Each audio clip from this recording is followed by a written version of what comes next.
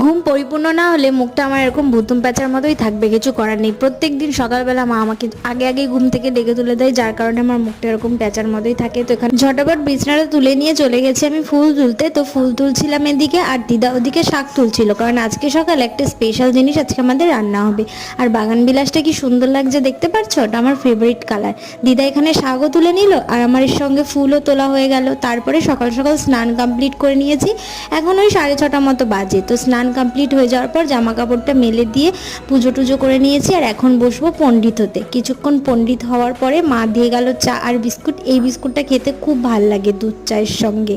আর সকালের special menu বলতে ছিল আজকে খুদের ভাত, শাক ভাজা, কুমড়ো ফুলের বড়া, মাছ ভাজা, দারুণ খেয়েছি। আর খুদের ভাত খেয়েছি মানে আজকে সারাদিন জল খেতে খেতেই যাবে। তো প্রচণ্ড পরিমাণে জল টানছিল, অনেকটা জল খেয়েছিলাম। তারপরে দুপুরের দিকে একটু ঘুমিয়েছিলাম, যেহেতু সকাল সকাল ঘুম থেকে উঠেছিলাম সেই জন্য।